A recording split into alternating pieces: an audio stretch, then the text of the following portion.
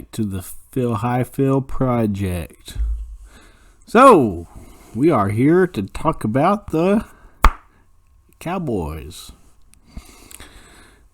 Alright, so let's get into it. Let's just jump into it. Got my coffee ready. You know I like my coffee. This isn't my own roast. This is Pete's coffee. Pete's French roast. I like Pete's. Look at that. There's some good foam on there. I'm really getting into this espresso stuff. So.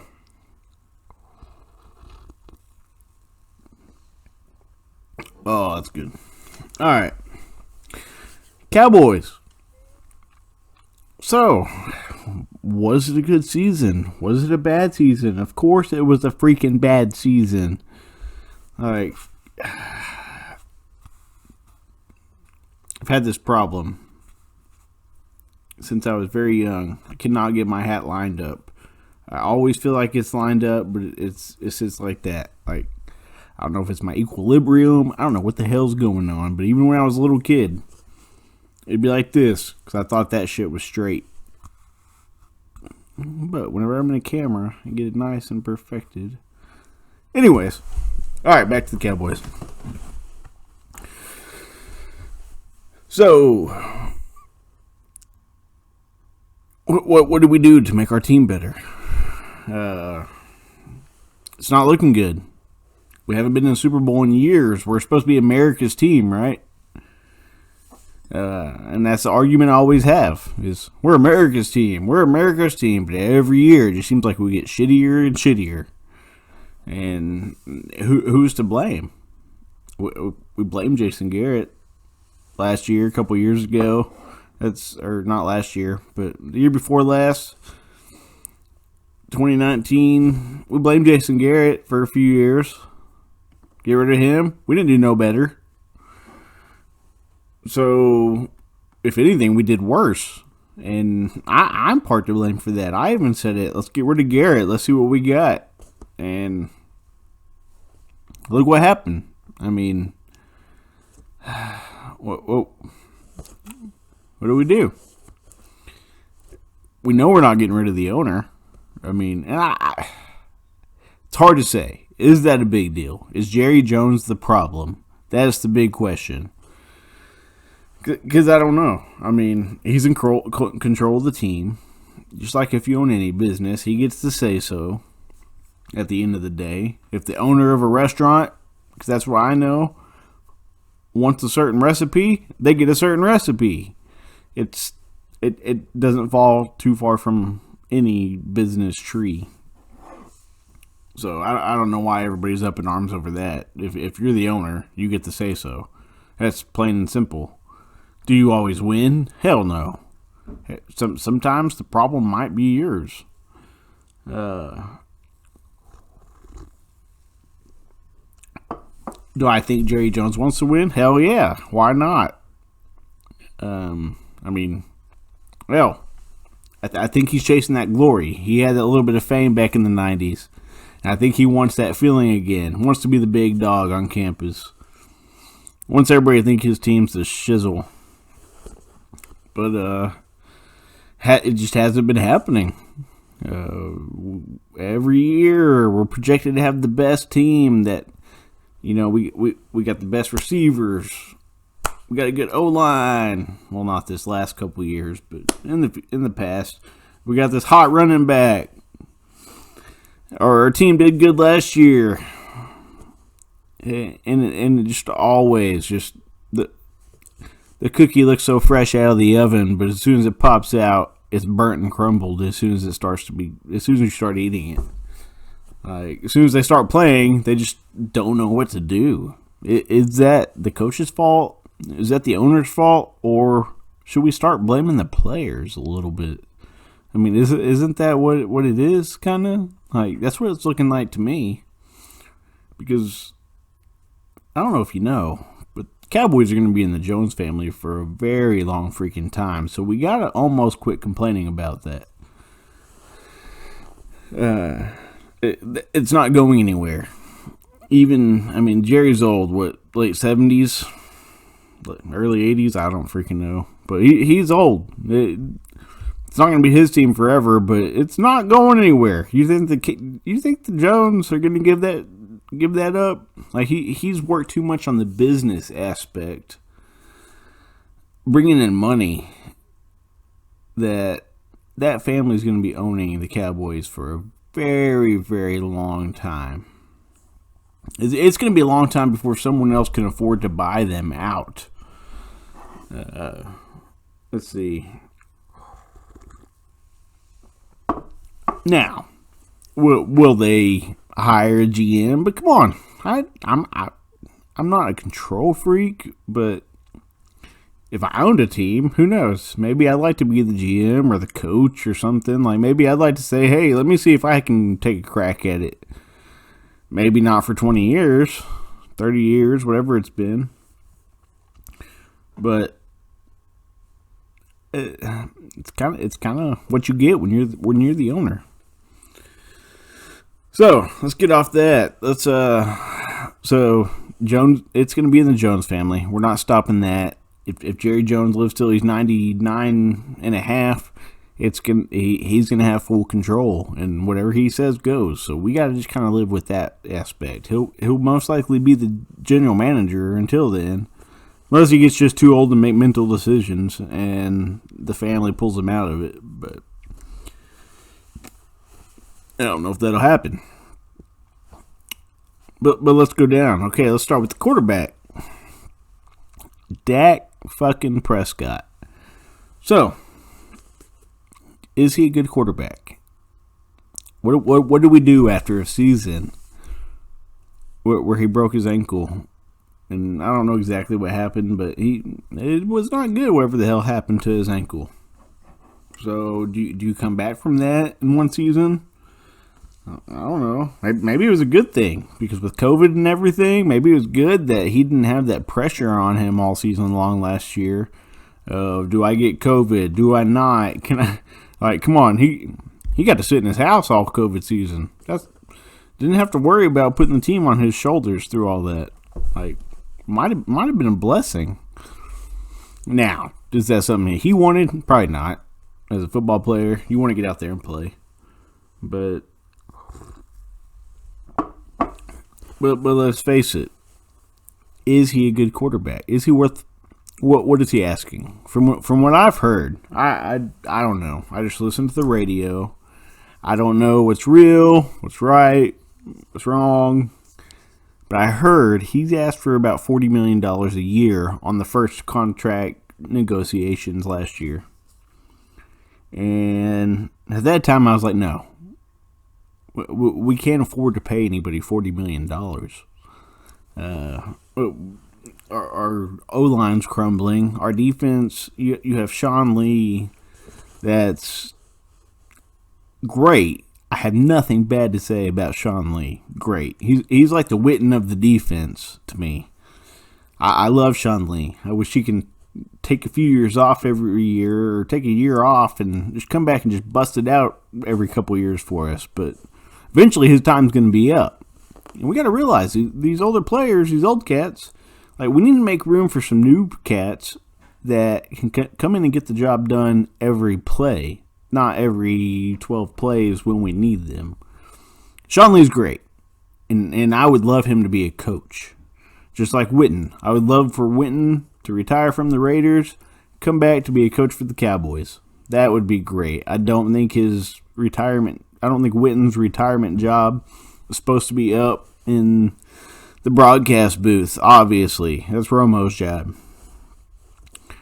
But Witten should probably come back and be an offensive coach. I think he'd be great at that. Superb. Just like Sean Lee. I think Sean Lee would be like the best defensive coach for the Cowboys.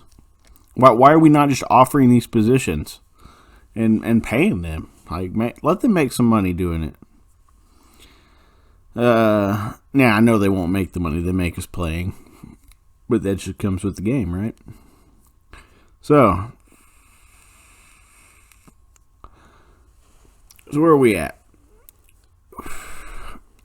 Dak Prescott, $40 million.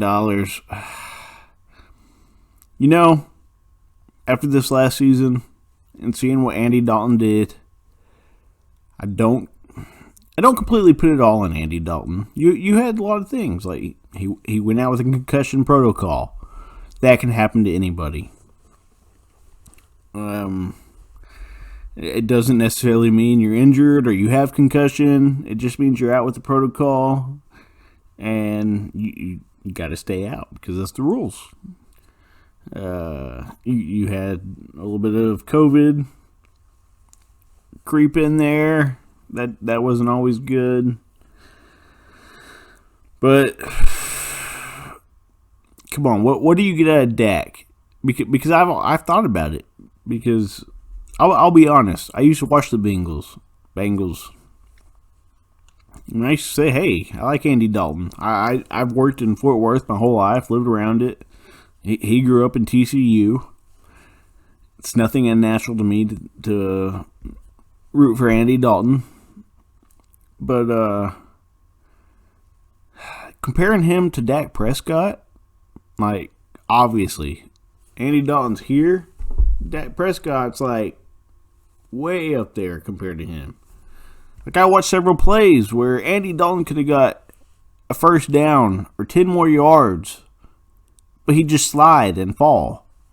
Like, he didn't want to get tackled. He's in that mindset that, what do I want to say? I don't know who to put him at.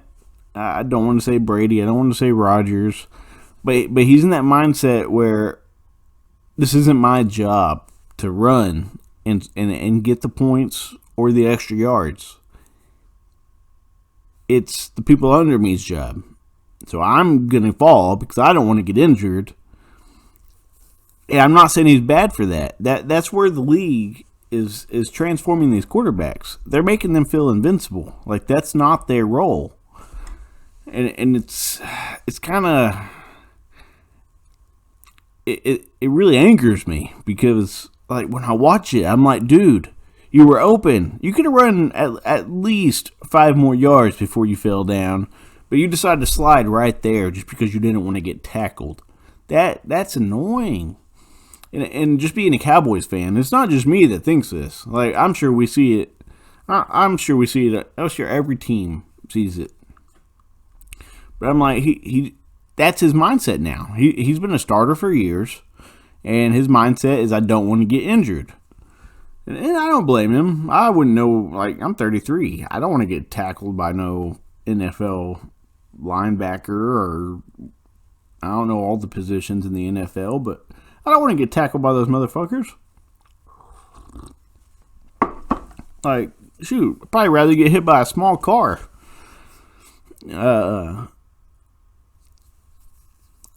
But what you get with Dak Prescott is that guy will run. He not just run, but he'll go straight up the middle. He'll do his best to get the yardage that he needs. When it comes down to crunch time, he'll try to pass that ball in the first few quarters if he can't run it. If Elliott's not getting any yards.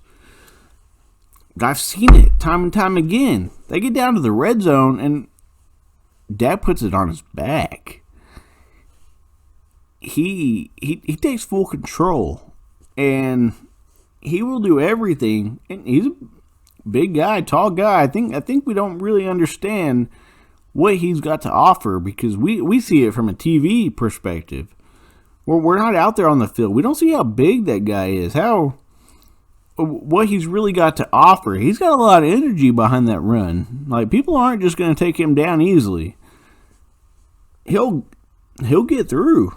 Like, I've seen him go through 5 yards just by himself. 5-10 yards by himself on I don't know if it's a quarterback sneak, but whatever it is, he'll pretty much get straight up the middle when he has the option to not give it to the runner.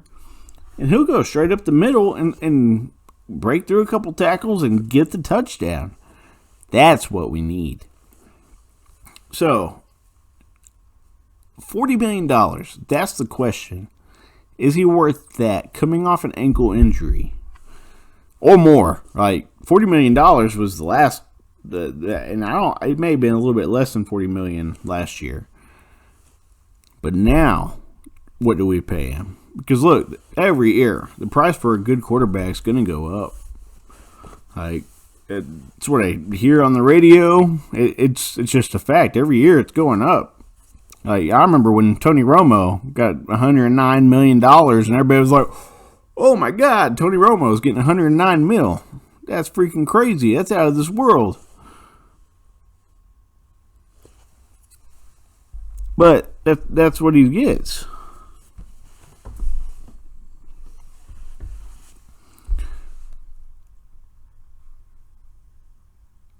So, do we pay Dak Prescott $40 million or over? And if we pay him, where does that leave us for the rest of the team? Because we got Cooper we got to keep paying. We've got DeMarcus Lawrence, I'm not saying he never had any good plays, but where was he at this season? I mean, $20-something million a season we're paying him, and I need to be seeing more sacks. Really, he needs to be out there performing. The defense sucked it up, and when you're making the money, you got to get out there and put that on your back. Like that's what Sean Lee did. I know, like, come on. I would have paid Sean Lee $20 million to get back there. Yeah, and I know we signed him for what? We signed him for $4.5 million just to play one season. But come on, Sean Lee is awesome. I would love for him to be there, but he's old, and he like that. This last season's probably his last season. I don't see him coming back. But man, Lawrence, you got to get it in there. You got to make that's what we need. We need a good pass rush. We don't have it. We haven't ever had it. We've always focused on the offense. We need to get in there. Like the last person I knew that played for the Cowboys that could really get in there, and that was a big name, was DeMarcus Ware. And when we lost him, our defense just started going down. We had a couple names. We had Lee. That was pretty much the only name I knew after Lawrence went out. But, and then, like, man, I just don't know. I think we pay him. That's what I'm going to get at. If Dak Prescott asks for $40 million, or even, I think we pay him. What else do we got? I don't know what we're at. The 6th, 7th round pick, 5th round pick, 6th round pick. I want to say we're 7, but in between 5 and 7. We're not going to get Trevor Lawrence. We're not going to get the best top 2 or 3 pick out of the NFL draft this year. And I don't think we have the money to throw around to trade for a Kirk Cousins or a bottom, like someone's willing to get rid of for a couple good players. Like, I don't think that's what we need. I think our best bet, signing Dak Prescott, a 4-year contract for $40 million. It's $10 million a year. Or $40 million a year. My bad. But $40 million a year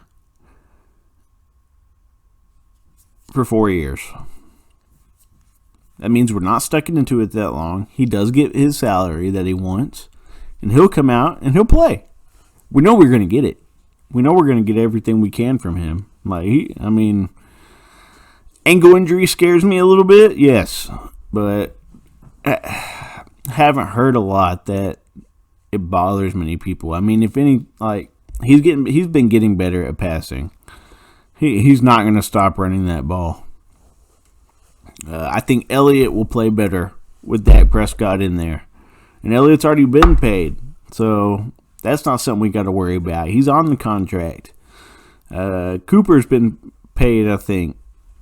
we got a couple that we might have to pay, but I think sealing the deal with Dak Prescott is something we need to do. Cornerbacks. We need some good cornerbacks. I haven't researched cornerbacks. I was wanting to, but I didn't have the time today.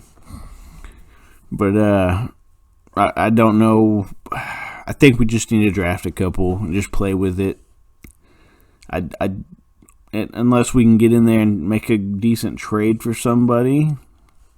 I don't know who I'd like to trade away. We don't have much to trade away. Everybody's either getting old or injured, or they're new and not under a contract. And I want to keep everybody that's not under a contract right now, at least for the next couple of years. If they're free money, let's keep them. CD Lamb, I love the guy. I think he's going to be a great Cowboy. I think we need to make sure we reserve a little bit of space to pay him here in a year or two, because that dude is going to get us some freaking receiving yards for sure. Let's see. I like Jarwin. I think we need to figure out something really good in the tight end, because that seems to me like being a very big place in the NFL lately. Watching the Eagles, always going to I can't think of his name right now. I'll think of it in a minute. But Zach Ertz, always going to Zach Ertz. Chiefs, everybody, they're going to their tight end. And that's something I think we failed at. Jarwin's been good. I guess he was injured a little bit, but we need a good, solid, decent tight end. We lost that whenever Witten went out. And he was our tight end for 20 years, 20 plus years. And last few years, maybe he didn't get out there and punch out 20 yards a run or 10 yards a run, but that dude, he had some endurance. He played every freaking game. And we need to get that position back, because that's your I won't say low yardage position, because you can make some yards with a good tight end. But that's that's supposed to be, because right now, if Dak gets a little scared, a little worried, who does he go to? He goes to his running back. He wants to pass it off to the running back. He wants to pass it off to Elliott. That's his. If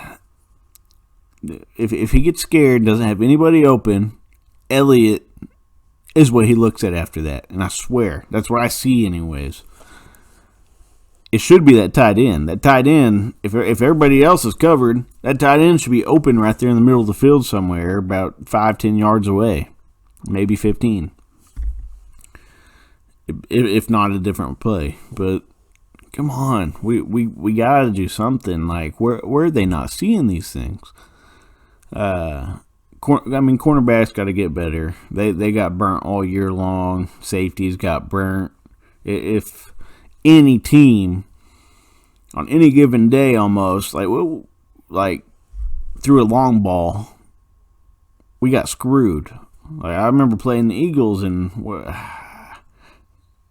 again, I don't know his name right now, but threw the long ball and he catches it freaking 50 yards away, 60 yards away. That was ridiculous. And I'm like, where are we at? It looks like we're not even, like, our cornerbacks and stuff and our safeties aren't even up to the level of keeping up with these guys. Like, if we're playing the Chiefs, you got the cheetah on your hands, like, we ain't going to touch his ass. So we really need to work on defense. We need to pipe a lot of money in defense. I think the money, now I know the quarterback and a couple positions take a lot of money, but we really need to equal things out a little bit. It is a quarterback game these days. They can't get tackled like they did a long time ago. So you're a little more free to get back there in the pocket and throw the ball than you were 5-10 years ago. But we need good defense. We need defense that'll get their back and make some sacks. Like, I'm tired of this. I'm tired of being up by 10 points, 15 points, and then losing the game at the end. Like, it's just ridiculous. And like I said, I can't blame it on the coaching. Like, this is a whole new coaching staff. Like, if they fired somebody, like I think they fired the defense coordinator, which was probably the best plan. That was the worst area this year that we had, was the defense. So, and of course, they got to fire somebody. They got to say, hey, we're listening. We're going to make moves. But let's face it, these players are getting paid millions. They need to get out there and freaking perform. Like, if they're not doing their job, it's not the coach's fault. The coach just makes plays. The coach just tells you which play to make. Now, if they completely get burnt, if the defense coach says to blitz and they throw it over the top and they go for a 50-yard run, yeah, that's on the coach. But come on, most of the time it's just these guys, they're confused, they don't know what they're doing. I don't know what the excuses are for them. I personally never played football, so I played Pee-wee, but I don't know plays. I don't know exactly everything you got to do or what it takes. But I can't blame the coach anymore. I did blame Garrett. I was in that crowd. And I honestly, at the end of this season, I was like, man, if Garrett was here, would we be at 500 still? Like, we never really dropped under 500 with Garrett, except for like that one year with Tony Romo where he got injured and stuff. But I don't know. McCarthy's a great coach. Coach Green Bay, Coach Rodgers. I believe he got a Super Bowl in the whole deal. But I don't blame the coaches. I'm tired of blaming Jerry Jones because that ain't going to change. That doesn't mean no good to blame Jerry Jones. We got to blame the players, and we got to get better players in there that make the play. Look at the Chiefs. For years, people said, oh, Andy Reid is a great coach, but he's not winning. He's not getting to the Super Bowl. Not getting to the Super Bowl. Not getting through the playoffs. But look, he comes back, coaches for the Chiefs for a couple years, and boom, Mahomes comes in and brings him to a Super Bowl. Young-ass Mahomes can do this, but even Dalton couldn't get in there and do it. Romo couldn't get in there and do it. Like, what does that show you? It's just skill set. It's teamwork. We lack teamwork. That's the problem with the Cowboys. We need teamwork. They need to get in there and play together. Like, get out of their freaking $1 million lives and freaking stay at the stadium. Practice more. Get one-on-one with each other. Like, let's get back to the basics. What happened to the basics of football? Like, I saw Ezekiel Elliott fumble the ball because he's trying to hold the ball out here. Now, I know when you're in the moment, you get into things, and it's not necessarily, like I like to say, oh, he's trying to be too pretty. It's not necessarily that. He's probably trying to keep the ball from him. It's just a reaction for him. Kind of like if I'm cooking at a restaurant, like I do things. If I drop a pan or something, like my hands just move. I'm not thinking about it. But he's probably not thinking about it. But if he would sit there and practice every day just to freaking hold that ball and plow through these motherfuckers, I think he can get farther. Like, come on. Like, he can get through these guys. If he just holds that ball, and I'm not going to beat him up. What, 3 or 4 interceptions this year that I saw? It might be more or less. It just happened within like 3 games, and it was like, man, come on. You just got paid. Let's win. And I know he puts it on himself too. I'm not saying anything about him. I love the guy. I want him as a Cowboy forever. I do not want to be playing against Ezekiel Elliott by any means. I don't want to be playing against Dak Prescott because I guarantee you, if Dak Prescott went to the Eagles, went to went to the Steelers, because that's an opportunity. Big Ben's going to leave in the next 5 years, guaranteed. The Chargers, like, if he went to any of these teams, like, we're in for a bruising. I don't want to be playing Dak Prescott. I want him on my team. So, where does that get us? So, we know I want Dak Prescott. Let's pay him 40. Let's pay him 42. If it starts asking for more, that's where we got to start thinking. How good is he compared to what we lose? Like I said, DeMarcus Lawrence, not. Whenever we signed him that previous year, I was like, yes, sign him. He did good. He got all these sacks. But in the last couple of years, I haven't been seeing those good sacks. Like, it just seems like every play we're just leaving the opposing team's quarterback open to just sit back there and throw the freaking ball all day long. Like, we're not getting back there. And if we're paying you, you got to get back there. You got to train these other guys to get back there. You got to lead. And he's just not doing it. Like, I don't know where we are when we completely lose Sean Lee. Who steps up? Who steps up and controls that defense? Like, that's what he was good at. Like, not that he was like the biggest power in the last few years as far as the player making all the tackles, but he was good about getting up there and being like, hey, this is where you need to be right now. This is like calling that defensive play in the midst of it. That's what he was good at. But I can't stick on Sean Lee. Like, he's on his way out too. I hope he stays as a coach. That'd be freaking awesome for him as to be a defensive coach.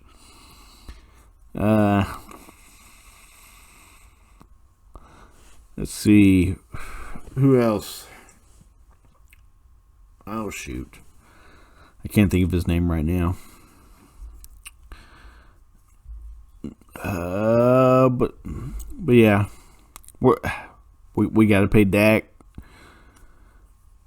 We need Zeke. We don't need to trade him away. Amari,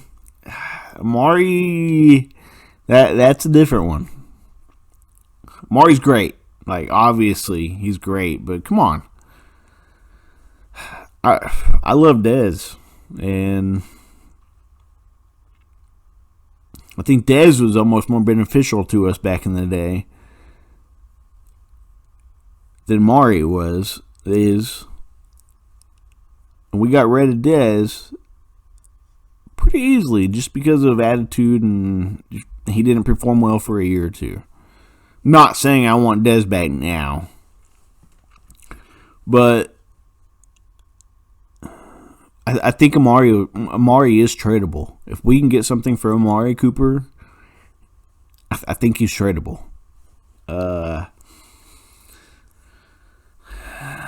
Zach Martin and the guys up front, Tyrone Smith, like, they're not going to last much longer. Like, we really got to start thinking about where we put our money. And you see how they're getting back to that quarterback right now. If we lose a couple of those guys, we're screwed. We really need to put some more money in there. We need to put some more money in the defense, but we got to level all this out a little bit. You need your couple guys, but it's not basketball. You can't have three guys that run the team. You got to have a whole ass team in football. And I don't know. Sometimes I wish I had $15 billion in the bank to go buy a team and see how it actually works, because I don't know what they're doing. Like, maybe there's less options than I know about, but sometimes I'm like, even just drafting some new people might be better than the people we have. Like, you never know what this 12th round person can do until you get them in there. You judge just by their just by what you see in the combine. And that's one or 2 days worth of work in the combine. You don't see what they can progress to. So we gotta figure something out. But I think we need Dak. I'd like to pay him 4 years. Let's not pay him more than 4 years. I don't want to be in a 6 to 7 year contract. I don't even want to be in a 5-year contract with him. Like, I want a 4-year contract. Let's pay him his money. Let's see if he can get the job done. And we'll go on. He'll be in there with Zeke till the end, and we'll see what we got. That's 4 years. If I know my quarterback, plus I want to buy some jerseys, and if I could buy the jersey for at least 4 years, I'm happy to spend that $100. But that's not the reason. That's just my selfish reason. But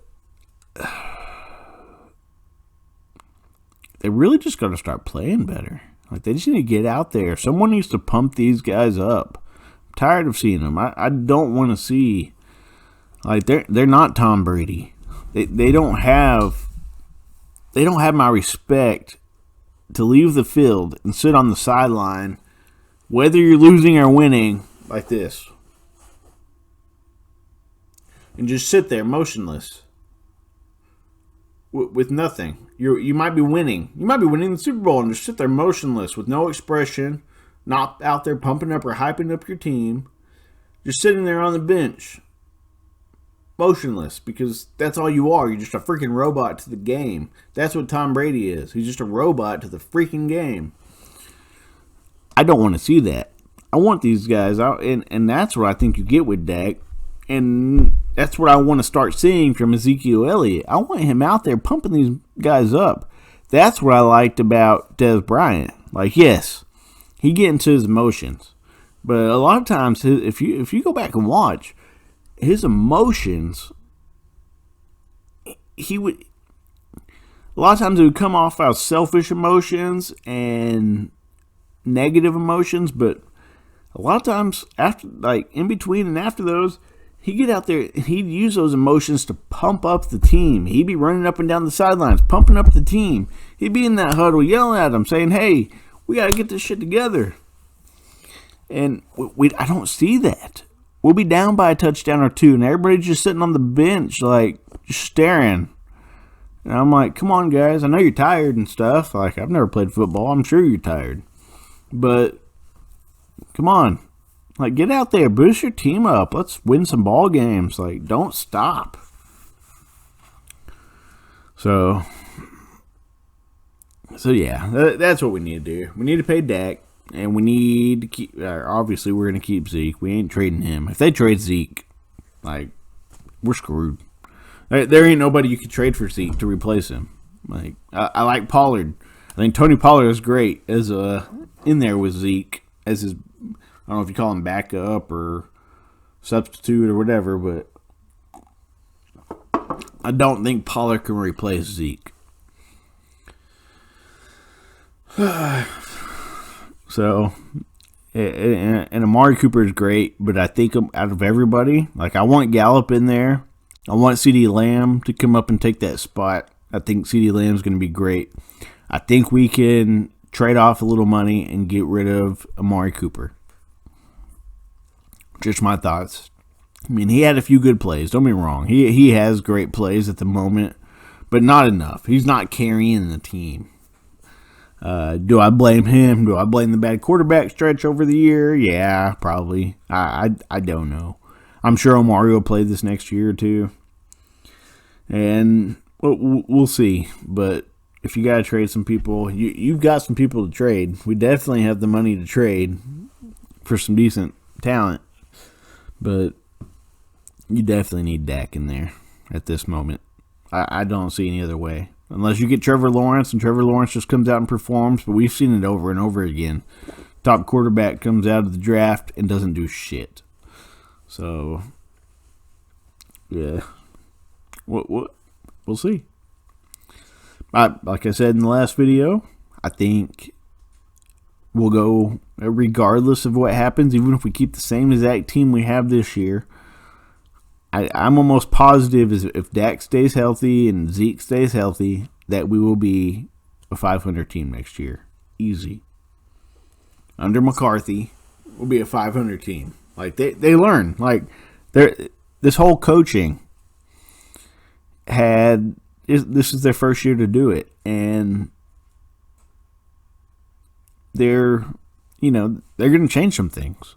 And they've seen. They're going to go over every freaking game. I'm sure they're watching every game. They're realizing where they messed up. And they will make adjustments. And you will see us win a few more games next year. Should have won a few more this year, but That's what happens when your quarterback freaking breaks his ankle. So, that's my view on the Cowboys. I think we're going to do way better next year. And I wish I knew more about fundamentals of football. I don't. I just enjoy watching it, enjoy getting in there. I'd love to make some plays. Like, sometimes the plays they make, I'm like, oh, why'd you make that play? Or sometimes I'm like, hey, the guy was freaking open. How do you not see him? But I'm not out there on the field. Like, I'm sure there's things you can't see out there on the field that I can see off a freaking TV screen.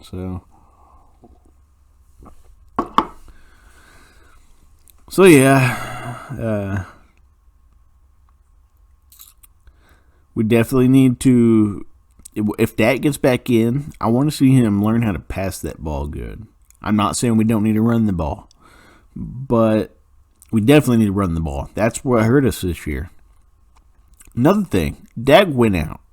Why were we not giving Zeke 30 carries a year? If he's injured, I need to know about that, because that's one thing I'm not sure. And I did see him limping off the field a few times. So, when we were doing good 5 years ago, Zeke was getting 30 to 35 carries a game.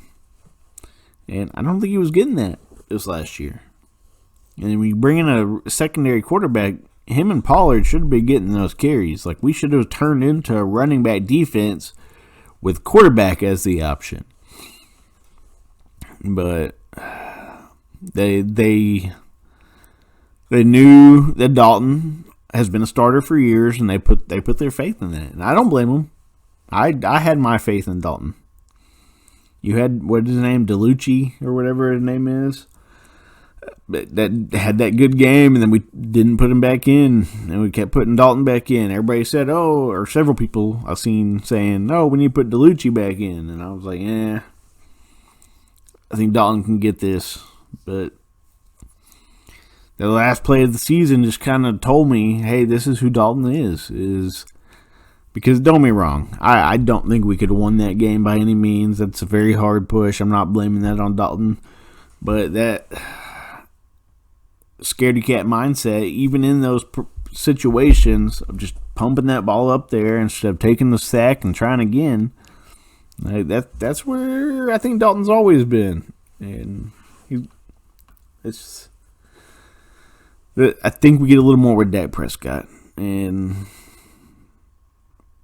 I'll be glad when Dak's back next year. Probably buy a Dak Prescott jersey this season, too. If we sign him. If Jerry Jones signs him. I know it sucks because Jerry Jones wanted to see what he did this year in order to sign him a contract. So that's where, who has the leverage? Does Jerry Jones have the leverage? Or does Dak have the leverage? It's tricky.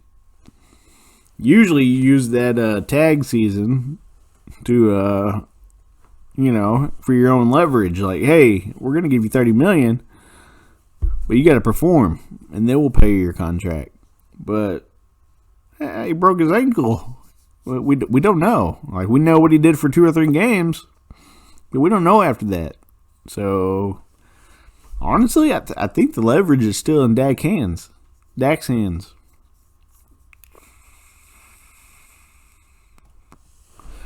It'll be real interesting to see where that goes, because I think we're going to end up having to pay him more than what we could have bargained for him for 5 years last year. We could have got him at, like, what was it, $38 million, $37 million last year? And this year, I think we're going to have to pay at least $40, because someone's going to pay Dak Prescott $40 million to play for them. Guaranteed. If we don't, someone will, and I don't want to play against him. That guy's going to run through our defense. And the only other option is, like, and it would be a waste because you're going to have to keep Zeke. So it'd be a waste on keeping Zeke if you start over. If you just get rid of everybody, save your cap space, Get rid of everybody and just start over with a bunch of rookies. Like, that does Zeke no good, because then we'll be shit team for the next 5 years at least, 3 or 4 years, and it does nobody any good. So we really got to make sure we put our money where our mouth is this season. And I think we need to pay Dak. Pay Dak Prescott. So that's where I am on the Cowboys. I told y'all after the last one that I talked about the Cowboys. That's what I picked. And, yeah, so I started out. Like I said, I'm more on my own opinion. I didn't go in. I did a little bit of research, but I didn't do a whole lot. And that's just me. I like giving my own opinion. I don't like looking at what I see on the internet. Can't believe everything you see on the internet. And on the internet, you get so many different opinions and views that sometimes you just got to go with your gut. And I could be wrong, too. Even if I had $15 billion and owned the Cowboys, I might make the wrong decisions. So,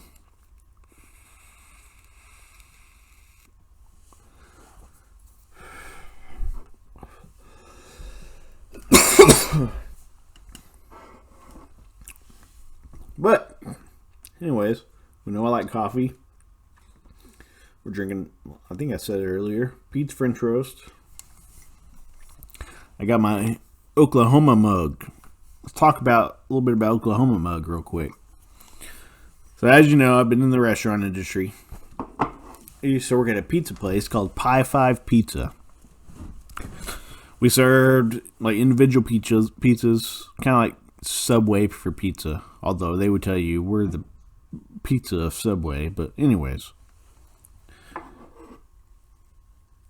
that's what we served. And I was manager there. After a few years, they started sending me on trips to go and open up. I was basically the trainer to go and open up other pizza places, other Pie Fives in different states and different cities. So I got to go up to Moore, Oklahoma, and open up one there, which I met some awesome people, and it's cool. Because what do you hear about Moore, Oklahoma? All you hear about, especially if you live here in Texas and stuff, because we're all kind of right here in the tornado alley, all you hear about is, oh, Moore got crumbled by a tornado. And for me, living in Fort Worth, I don't think about it as horrifically as they do, because we hear about a tornado or get a tornado warning, and we do get some, don't get me wrong, but most of the ones in DFW, it's like, hey, tornado warning, everybody bunker down, and then nothing happens, or it just blows over. But when you're up there in Oklahoma, for some reason, if you get a tornado warning, that means something's about to hit. And they've been hit hard. Like, school's been crushed, and it's bad. Like, when you go up there and talk about them, you ask a little bit, but you don't talk too much. Like, you let them do the talking, because it's hurt people and their families. It's been devastating to them. And it's not this. You can't act the same way you normally would. You can't just blow it off, kind of how I would a tornado. Like that, I guarantee you, every single one of them in Moore, Oklahoma, is way more scared about a tornado than I am, because they've had death and other things happen in their families or friends or just neighbors or whatever that I've never seen, and more than once. So that was really interesting. Going up there, I opened up a... it's kind of funny that I was talking about the Cowboys, because Billy Bajima, who did he play for? The Baltimore Ravens, I believe. I actually, somewhere, I wish I had it out here, but I have an autographed football from Billy Bajima. He played for the Ravens during the time they won the Super Bowl 6-7 years ago. 5, 6, 7 years ago. 8 years ago. Whatever it was when the Ravens won the Super Bowl. And after he got out of the NFL, during this time when I worked at Pie 5, he opened up Pie 5. Like, he opened up a chain of Pie 5s there in Oklahoma. I think he opened one up in Moore, Stillwater. I want to say he probably opened up a couple more. But I always thought that was cool. I've got some pictures with Billy Bajima, or Bajima. I don't know how you say his name. I always said Bajima, but it's probably Bajima. But that was cool. And when I went to Oklahoma, we every time we went on one of these trips, we were out for like 9 days. So that one we drove to, and we'd always get 1 day of like free time where we didn't have to report to Pi 5. We just went out and did whatever we wanted.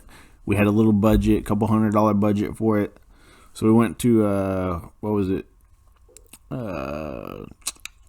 Turner Falls, I believe. So, I think it was called Turner Falls.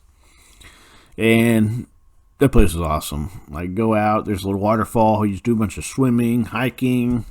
Like, it was pretty cool. If you ever go to Oklahoma, try to go to Turner Falls. If it's not called Turner Falls, I'll let you know in another video. But that was real cool. But yeah, that was just cool. Going there, working for the guy, like real cool person. Billy Bajima is a cool ass person. Like I remember we like the day before we left, he kept telling me, because I don't remember, me and him were talking, and because he was there all week, and from what I can tell, he was there a lot, but we were talking, and I was like, yeah, I like karaoke. I go do karaoke when I'm drinking in Fort Worth and this and that. And he was like, oh, you want to sing for the guys here? And I was like, ooh, I like karaoke in a bar. I don't know about singing for people in a quiet restaurant when everybody's listening and staring at me. But I did. Like, I went, I learned a George Strait song in like the night before. I tried to learn a George Strait song. And I don't sound good singing, but I did. I mean, when you got someone like that asking you to do something, you don't turn them down. You just freaking get out there and do it. So that was pretty cool. But that's my biggest experience with the closest of anything to fame that I have to offer. So that was pretty cool. I liked working with pizza. I'd go work at another pizza shop again.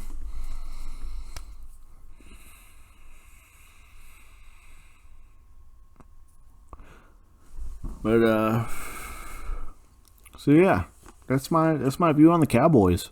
I think we'll be better. I think it's gonna be frustrating. I don't know when I see a Super Bowl. If we sneak into a Super Bowl, I think that's great, but I don't think we have like the Chiefs team. I think we have the team. I think we have the talent.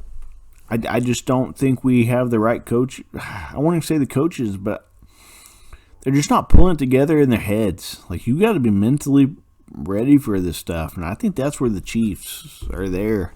I mean, you got the Bucks right now. They're going in and playing the Super Bowl in a couple days. And they've got Tom Brady to carry them. Tom Brady and Gronk. Like, they've got something to play around. Like, Tom Brady's going to get that ball out. Like, he knows what to do. But, like what right now, Cowboys are prepared as long as no one gets injured or anything happens. Nothing COVID related. No injuries. Cowboys might be better, but they're just not mentally prepared. They're not teamworking. You got teamwork. You got to get back to the fundamentals. It's like basketball to me sometimes. I'm like, why did you go for that three-point shot when you should have been going for that layup and tying up the game? Like, a layup should be easy. At least, at best, you get a foul.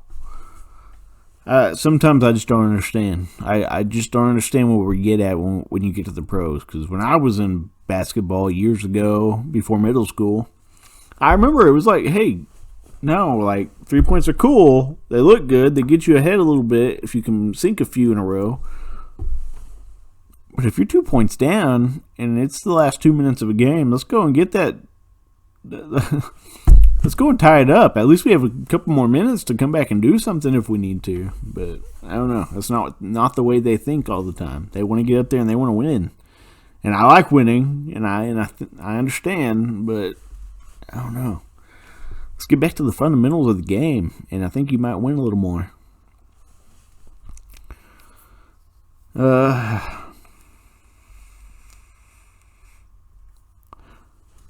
see.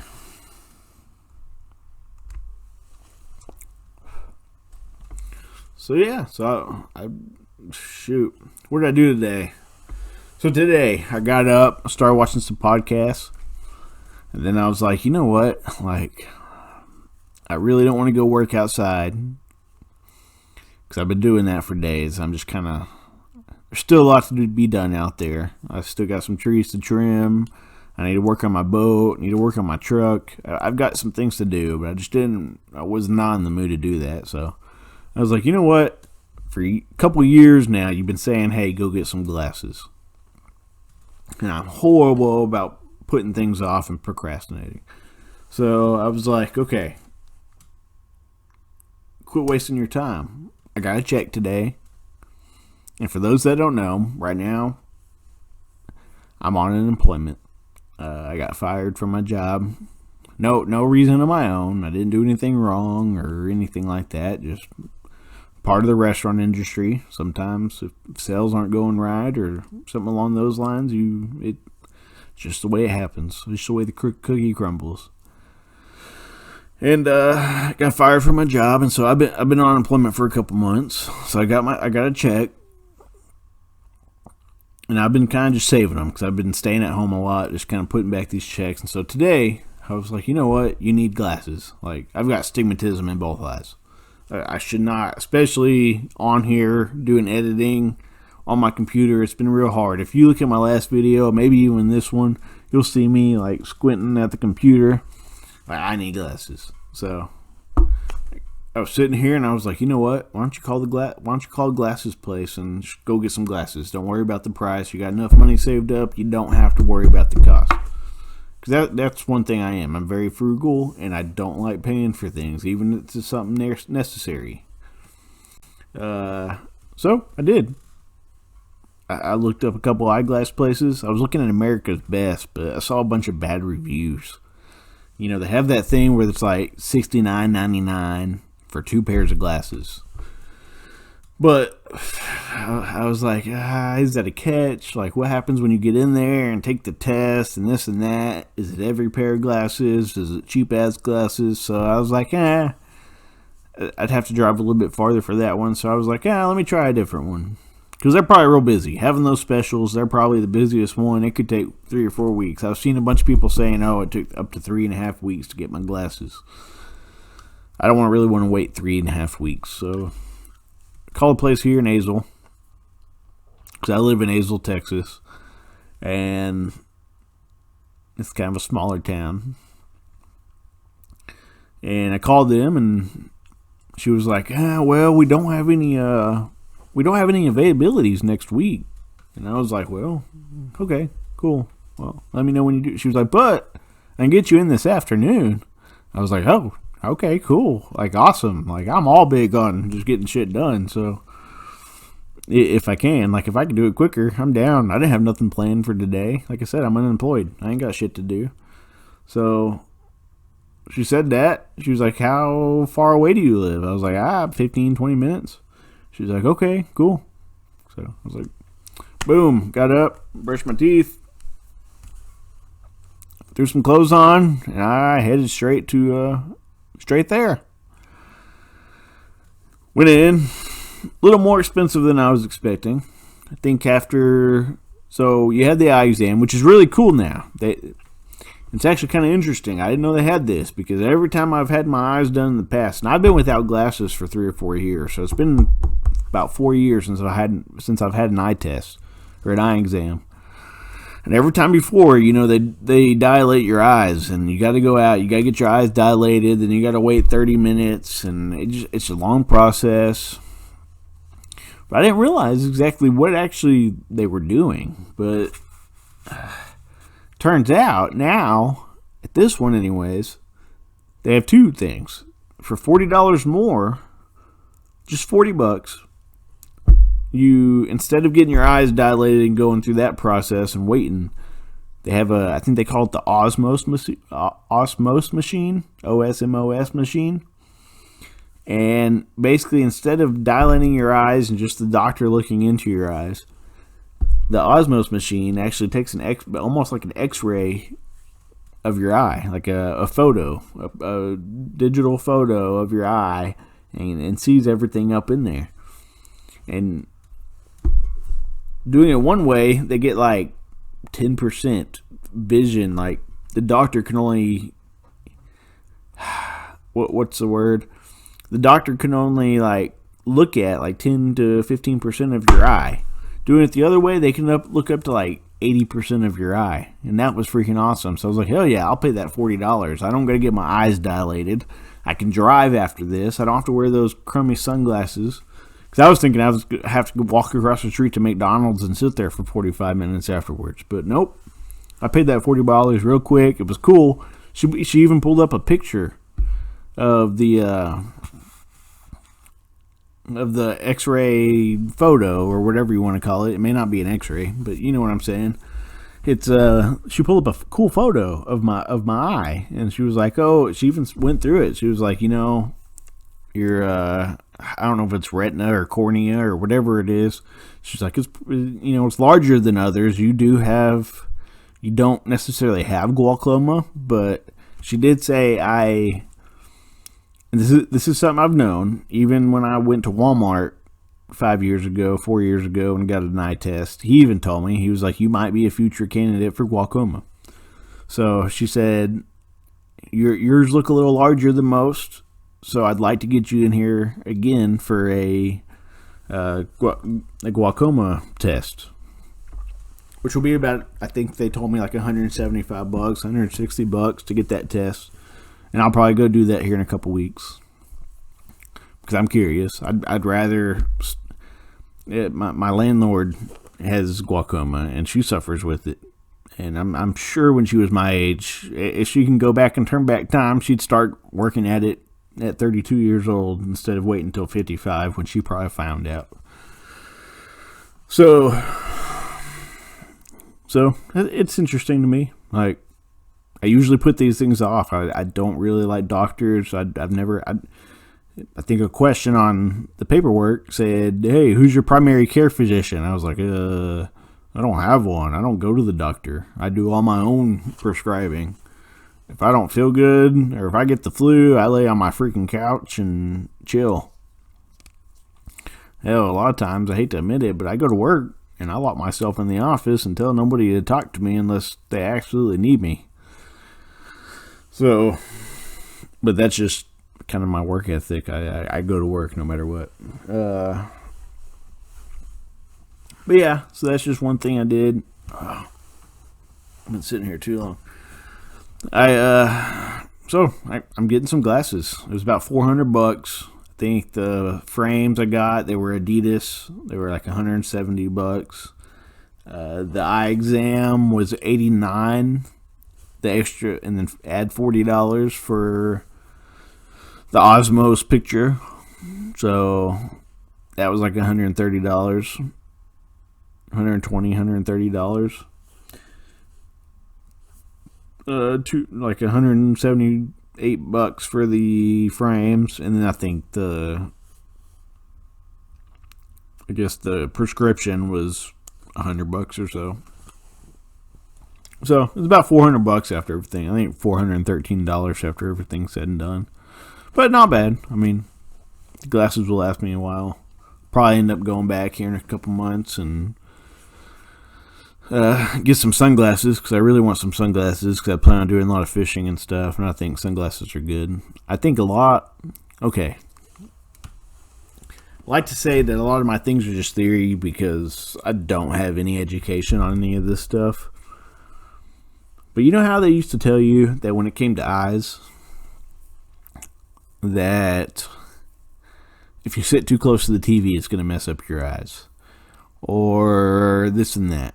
Well, you know, one of my thoughts on this, and I don't have any, this is not being backed up by any science whatsoever, so understand, this is just me saying it. Don't live on it. I would love for you, if I'm wrong, or if you're a doctor, to tell me I'm wrong in the comments, but I have this weird theory that maybe from a time where, maybe not necessarily a baby, but from the time we start going outside quite a bit, we should always be wearing sunglasses. Like, the sun probably really affects our eyes. Or just reading, you know. I think in the last 50 years, we read way more than people have done for the last 200 years. And that's another thing, because my vision is not blurry. If I look at a person or a big object or something in front of me, or see a big sign, I can read fine. But words that are small, it's hard for me to read from far away. Like one eye is different than the other eye. It's astigmatism. I think they said I got astigmatisms in both eyes, but they're two different variations.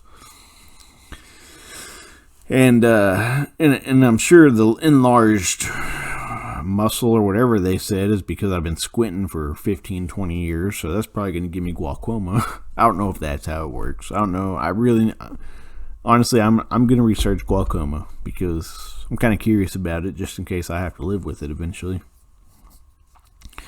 But yeah, it's just interesting. I think we all need to be wearing sunglasses more often. I think the sun can do a lot of damage to your eyes, even if you're not staring at it. Like, how many times are you driving to work and it's just right there, and you try to put your little shitty visor down, and what does that do? Like, that just covers that just covers this much. Like, that doesn't cover shit. You're still squinting, even if you got glasses or anything, you're still squinting. Sun's getting in your eyes one way or another. It's reflecting through that glass. That can't be good.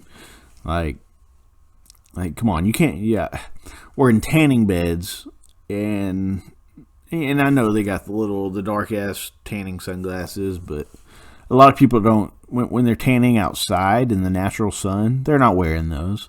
Guaranteed, they're not wearing those. They're just sitting out there, all sprawled out, just chilling. They ain't wearing that shit. Like, the sun, I think, damages your eyes. I think that's a big thing, and I don't think I don't know. If you do know, if you're a doctor, please tell me I'm wrong. I want to hear it. Be nice about it. No, I'm just playing. You can tell me whatever you think. I don't take anything offensively. But I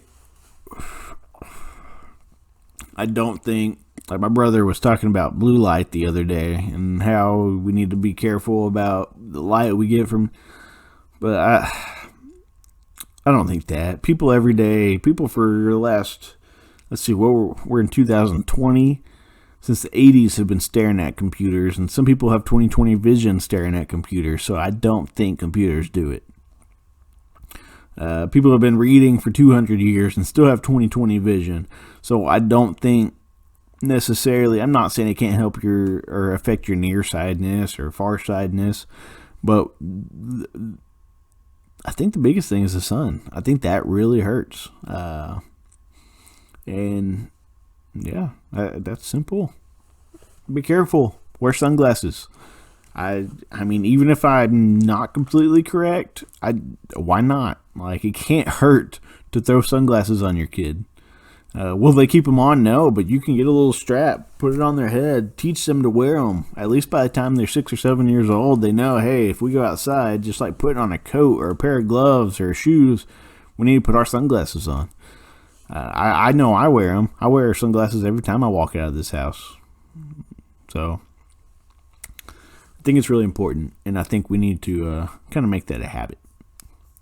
So, just my thought, my own, what I like to say, my own philosophy. Philosophy. But, yeah. That's one little random thing I like to go on. Kind of went with the Hawaii thing. It's cool. I got my glasses now. I've been putting that off for a few years, way longer than I should have. Next thing is my teeth. So I got my eyes. Next thing is my teeth. I'm gonna try to save up a little money and go to a dentist and see what I need done there. That's gonna be a lot more money, a lot more work. 'Cause I don't have any insurance. Don't have health insurance. don't have medical or not medical. I don't have medical insurance, but I don't have dental or vision insurance. So we're just going to have to do a little bit of it time. But first things first, I need to go get a checkup on my teeth. Probably do that next paycheck. So it's my plan. If I'm going to get assistance from the government, I'm gonna put it to good use. I've never been like, I really hate using money from the government, but I've been working since the day I was 16, and I worked my ass off to get to where I was, and then, like I said, for no reason of my own, I got fired, and I could go out any day probably and get a couple jobs for $11-12 an hour and make my bills, but I was making a decent salary. I'm applying for those kind of jobs right now. Now, unemployment don't last forever, so sooner or later I'll have to make some decisions, but I've got a couple more weeks to hold out for a good job, and then I'll make those decisions on lowering my standards a little bit. But in the time being, if I'm getting money from the government, I'm going to put it to good use. I'm not going to blow it on bullshit.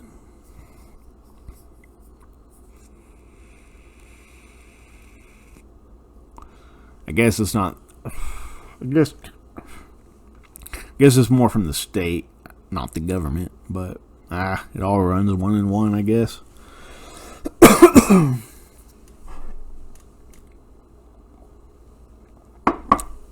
So yeah, that was my productivity for the day. I'm kind of proud of it because I've been putting that off for years.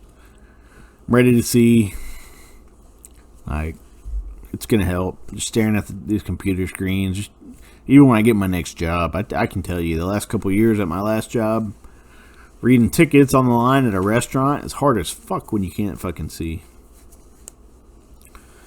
So, yeah. I'm getting glasses. I got some cool Adidas frames too. It wasn't like Walmart where you can go in, you have the option for $40 frames. I was like, so where's the inexpensive and expensive? She was like, well, they're all kind of blended in. There was really no like super inexpensive. So I was like, okay. Well, she's like, you just pick whichever ones you want. I was like, okay.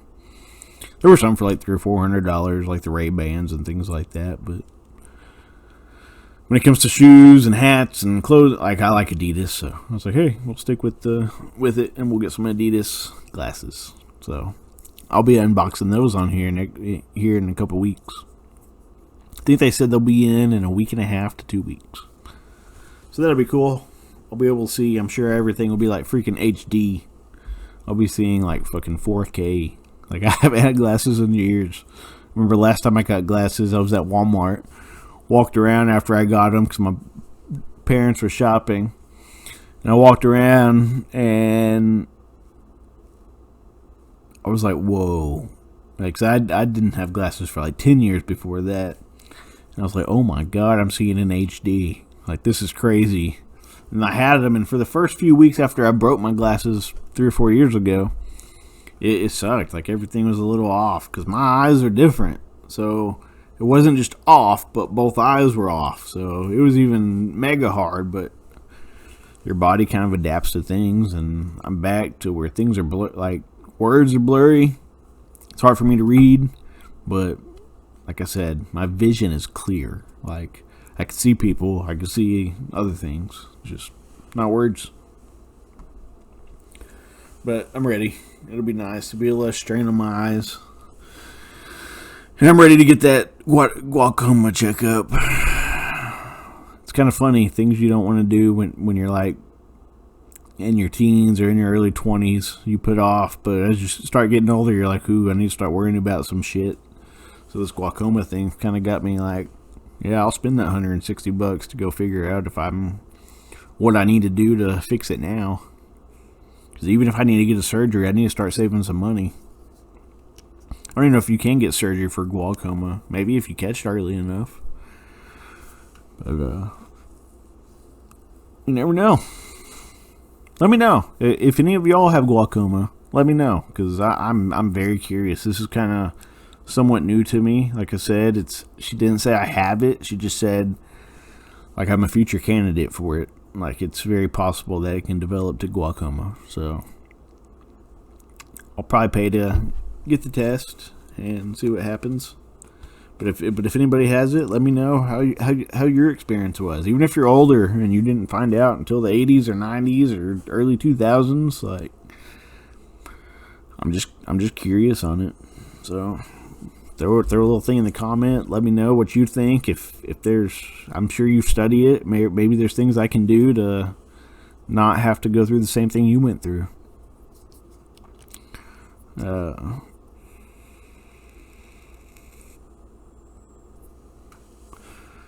But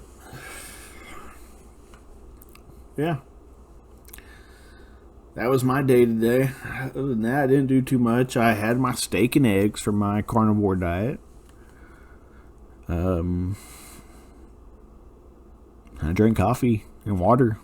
Like something about this carnivore diet is I've been thirsty. Like I've been downing water. Now it's the only thing I can really drink other than coffee. So I've been really downing water all day long. I did have a beard too.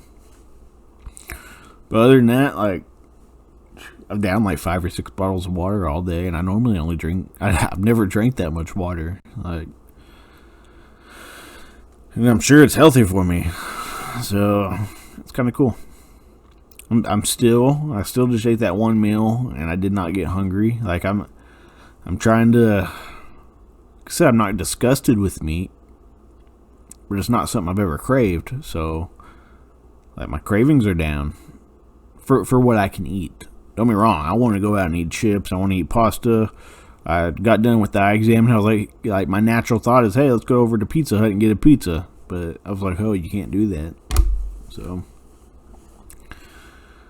but I'm not necessarily hungry, and I think that's what we get confused on, because we think we're hungry, but it's just cravings. It's just our body saying, hey, something tastes good. You're bored. Go eat. Like like. If you're not dying, you're like, come on.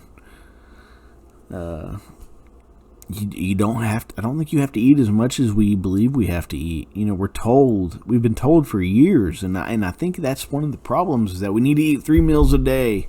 You need a big breakfast. You need good lunch. You need a decent, and then everybody needs to get together for dinner, and you got to clean your plate. I remember that growing up. Clean your plate. You don't get dessert until you clean your plate.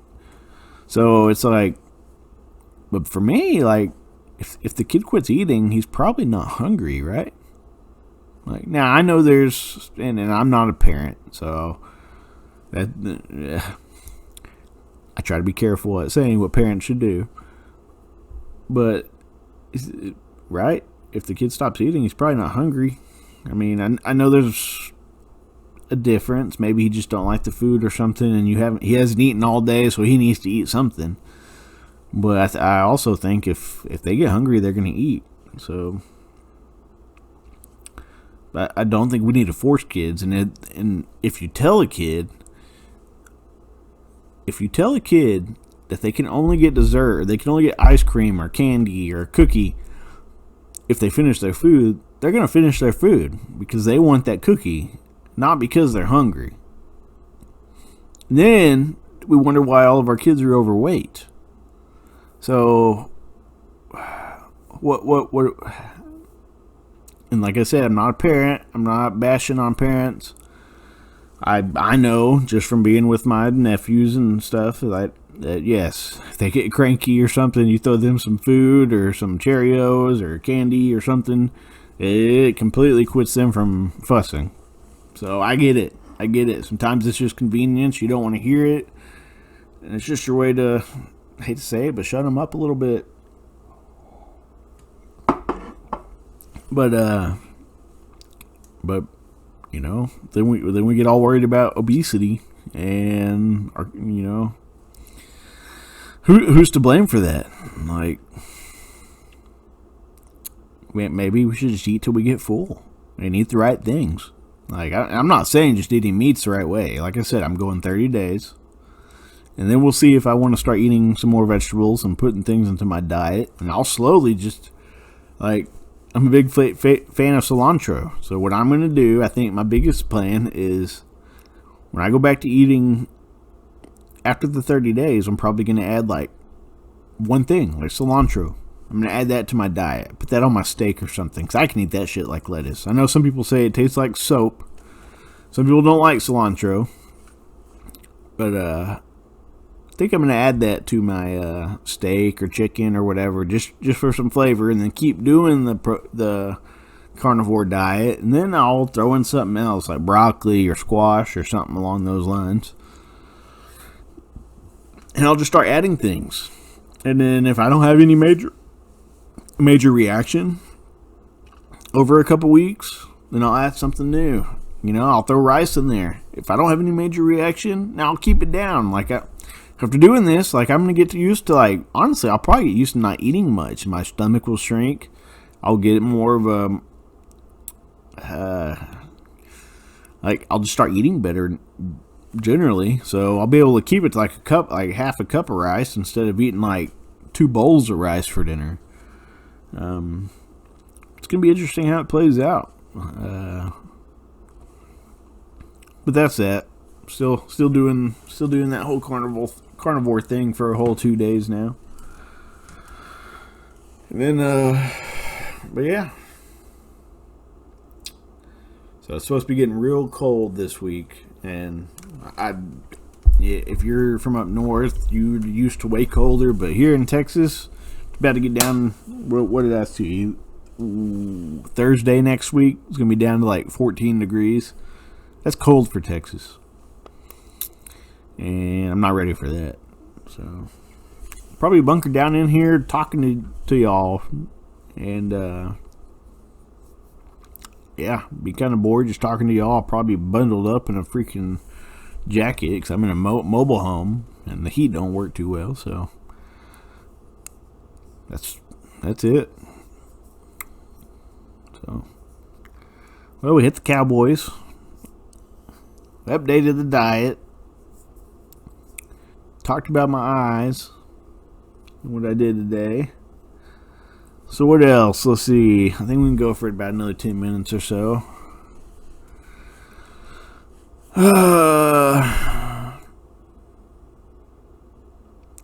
So I've been. Let's see. How do I want to say this?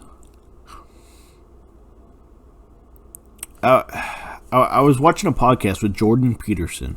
And if anybody's like, I'm gonna start watching more with him. It's hard to watch Jordan Peterson because he's very smart. Like not just with what he knows, but like even just the way he talks. It's almost hard to follow because it almost makes me not just feel but understand I'm highly uneducated. So,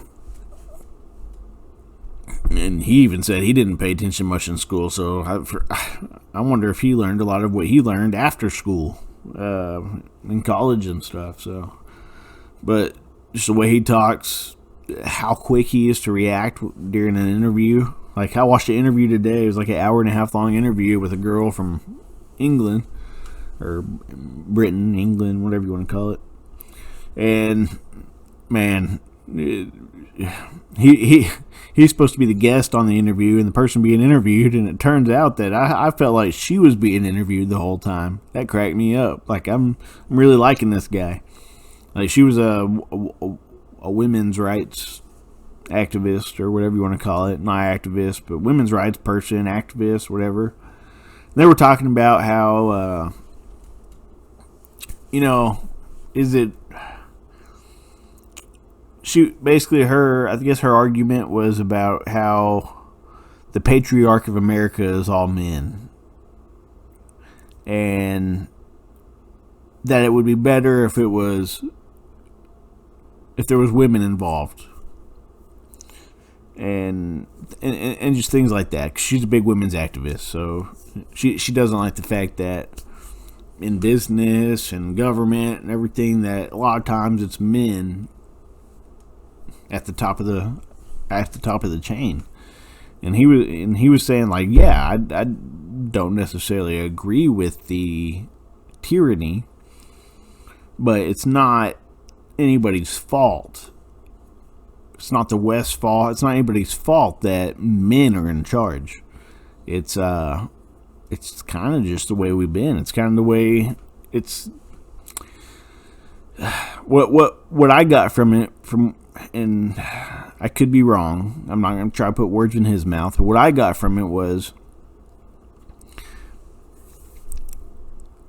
it's not that anybody tried to keep women down or anything like that. It's not that we pushed them away or shunned them away or think men are better. But just like everything, like we do put men at the top on purpose. Like even women, like come on, like you sit down at the table. Like I remember for my mom's side of the family, go home, her dad always had his seat at the head of the table. And I mean, he was a veteran, fought in the war, fought in Vietnam, all that good stuff, but his seat was at the head of the table. He was the patriarch of the family, you know what I mean? I know my grandpa always had his chair, my dad's side. And it in my opinion, it's not that we did it because they're women or because we're men. I think years ago, because this whole ideology of feminism, it was different back then. Like when all these things started, when Constitution was written, when everything started years ago, like when humanity started. Like, come on, I think we were probably more like lions. Like, look at a lion. Who runs a lion? Like, when you have, like, we were more like almost tribal, like tribal. Look at the lion family. Who's the protector? Like, if someone gets into their territory, who stands up and fights? I'm not saying they don't all pounce in. Eventually, the women fight too, but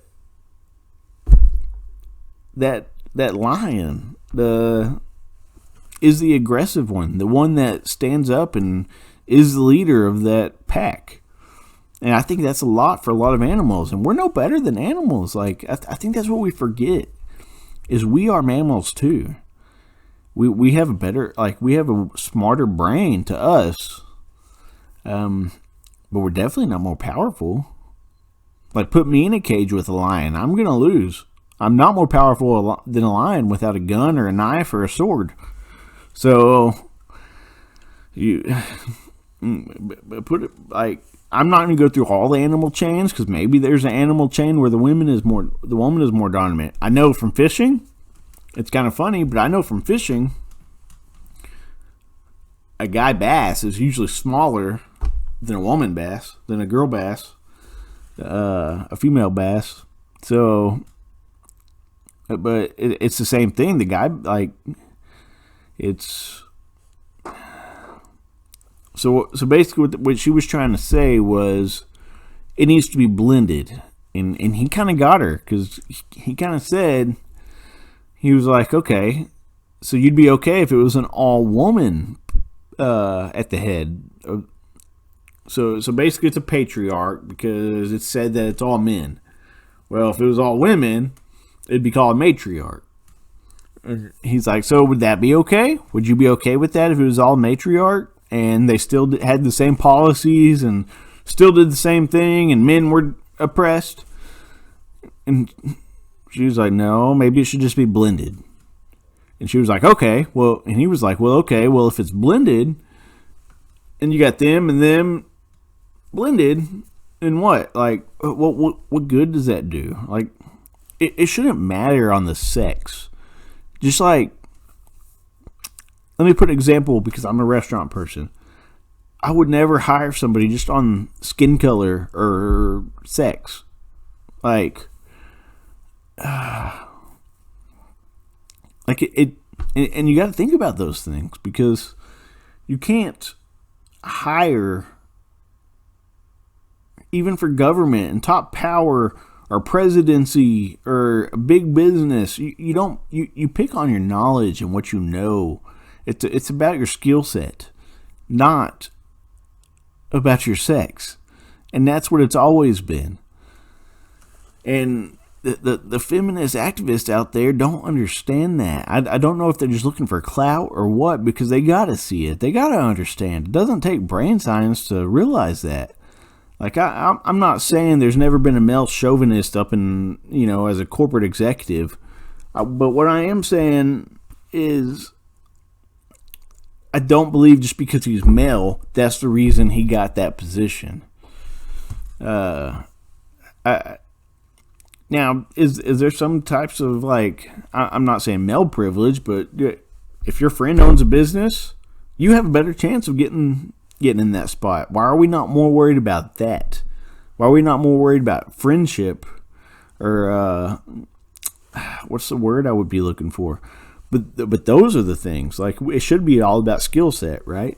And that's what I have to say about it. I know I've gotten several jobs just because of someone I know. So, and I'm not complaining about it. Like, it helped me. It helped me gain my skill set because it's hard. If you don't have skill set and you don't have prior experience, it's hard to get a job these days. Like, there's so many people out there looking for a job, especially now in this crisis, in this pandemic. Like, I've been looking for a job, and it's all online now, and that's weird for me because back when I first started applying, it was paper applications, and it's hard to get it's hard to get a job, like a job in your pay rate that you're used to making. I'm sure I can go apply and get a job at Walmart if I really came down to it and needed the little bit of cash, but to get a job with money I'm used to making is not necessarily easy.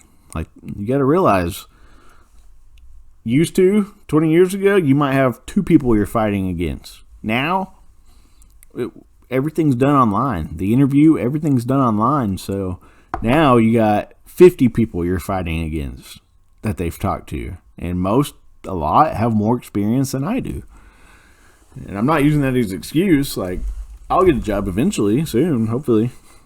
But I'm just going to have to play my battles. But back to Jordan Peterson, like, the way he handled her, and, like, he's just so smart. Like, it just came, like, naturally. Like, he just thought about it. In, like, 2 seconds, just everything she had threw at him, he just thought about and got back at her, and it was just cool. And I'm not saying anything about feminism or anything. Like, I do have my own opinions. I'll probably do a podcast over feminism eventually, because I've got my own opinions on that. But definitely, I'm really going to start watching more Jordan Peterson. And it's kind of funny because a lot of people knew him and started watching his daughter. I started watching his daughter, and now I'm going to start looking into him. And I think in the last episode I said he was a psychiatrist or something. He's a psychologist, which I didn't know, but it's totally different. So yeah. So going to be very interesting. I think he's got a lot to offer. I think me and him have a lot of the same mindset, and I think I can learn a lot from the guy. So I'm going to start looking into things, or I think he's got a book called like the 12 Steps of Life or something like that I'm going to buy and read, and I'll share that with y'all eventually. And that's just one of my normal, one of my little random rants there. But it was just cool because she just tried to get him, like, take things he said, put words in his mouth, and he just immediately stopped her. And it seemed like he would ask her questions. And I was like, for a second, I was like, who's hosting this interview? Because it wasn't normal. It was just like, wow. And the way he was just staring at her, I wish I knew the name of the video. Actually, I'll look it up. Let's see. But the way he was just staring at her was just like he was just staring into her. Like, it was funny. I don't even know. But I don't know what it was called. I want to say she was with like HQ or something. I don't know. I don't know what her British HQ or British Q or something like that. But anyways, I'm going to watch more about Jordan Peterson and have more to say about him, because even though he's been through a lot, his family's been through a lot, he's a smart cookie. And I think I can learn a lot from him. He kind of has some, like, he's not just like me, a theory guy. He's got, like, if he talks about something, he's probably read 100 books over it. So, and if he doesn't know something, even if he tries to argue it, he'll let you know. I don't have any context over this, so I'm not going to argue it. So, he's kind of cool.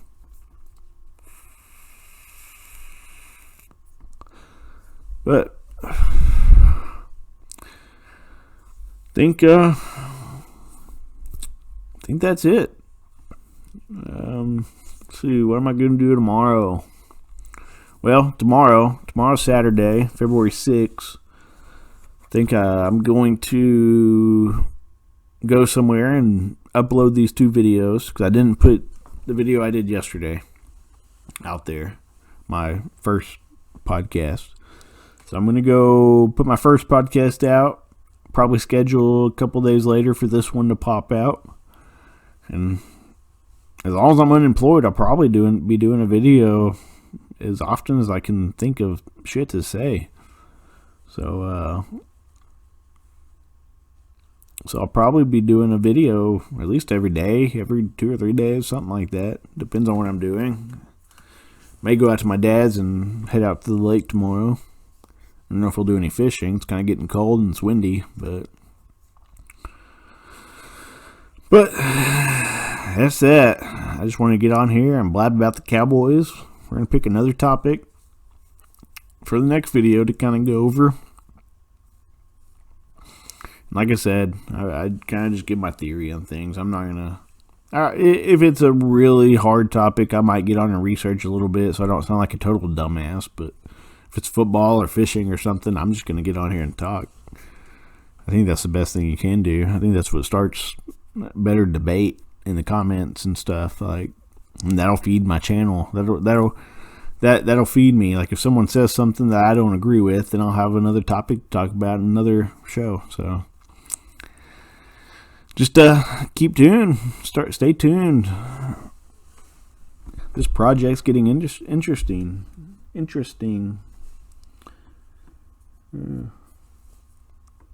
Yeah. Thank y'all for tuning in to the Highfill project. To the Phil Highfill project. I said my full name. Thank y'all for tuning in to the Phil Highfill project. We'll see y'all next time. I know I just signed off, but I forgot to draw another topic.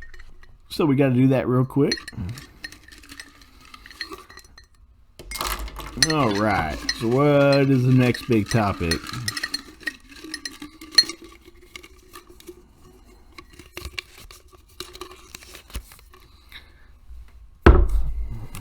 Let's see.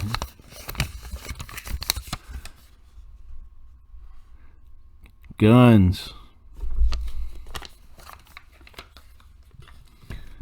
So that'll be interesting, because I can get a lot with guns. We're gonna get into gun activists, like the whole lobbyist thing on guns. Whether we should have them, whether we should not.